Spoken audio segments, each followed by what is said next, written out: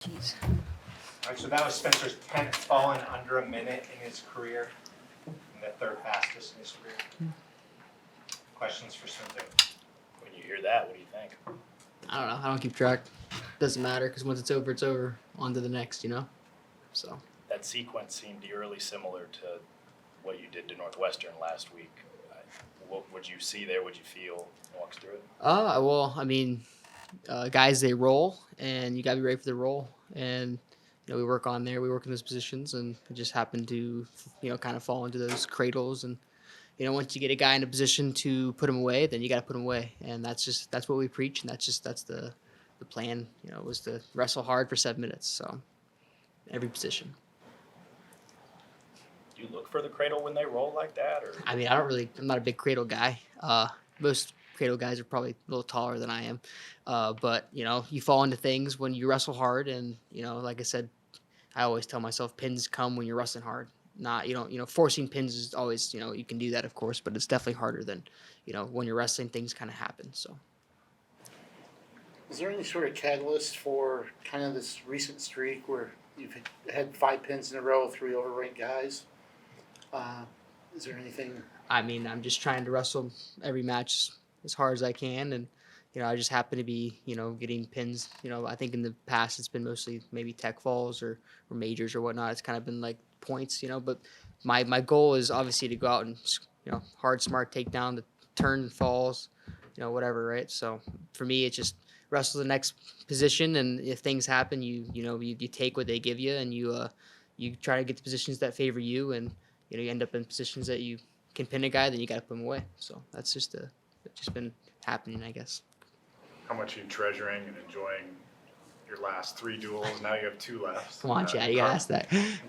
Yeah, well, you know, I don't really try to think about it just because, you know, the next match is obviously on Sunday, so I'm getting ready for that. But yeah, it is only 2 more duels left in Carver. Definitely is, you know, sad, but you know, that's my career's been pretty long. I've had a lot of matches in Carver, so you know, been enjoying every second of it. So.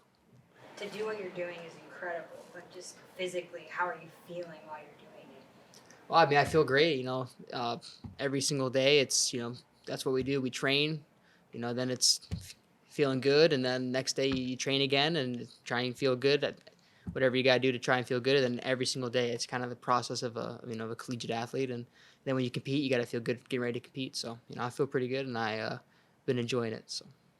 A year later, how do your lateral movements now? You know, having 2 ACLs. Yeah, I'm good. You know, it is kind of wild. You know, it's been a little over a year since I've had surgery, so it definitely. I didn't really think about it. I kind of kept track of the months. Once you get to like, you know, 8, 9, 10, that's when you start feeling pretty good. You know, and then 12 is like when you're supposed to be 100%, right? So, you know, I don't know. I just trust my staff, and you know, I've been feeling good and keep it going, right? Your coach described you as a chain wrestler. Would you agree with that? Absolutely. You know, one thing to another. That's where my brain works. You know, as soon as you get a takedown, you're catching a wrist, or you're chopping to a stomach, you're catching a cradle, whatever. You know, whatever it may be. It's one thing after another. You're constantly trying to score points and trying to get into a position that favors you, and that's what you know, good wrestling is, in my opinion. So.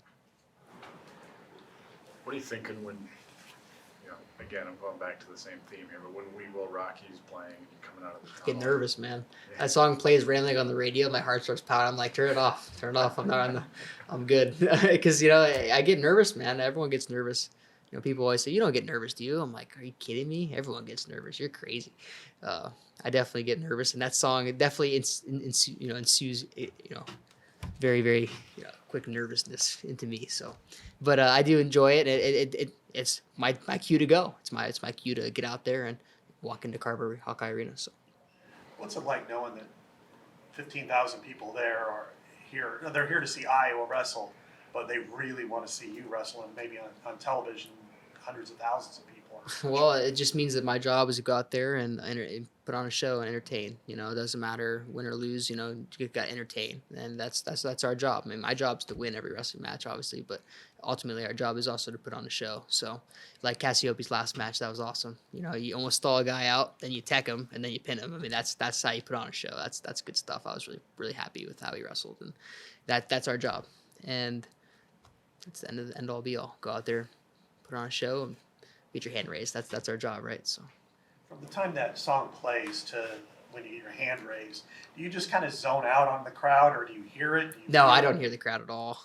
It's kind of weird, but I never hear it. So the only person I can hear are the coaches. Maybe my dad sometimes when he's yelling at the ref, but other than that, that's pretty much all I can hear. So All right, thank you. yeah, thank you.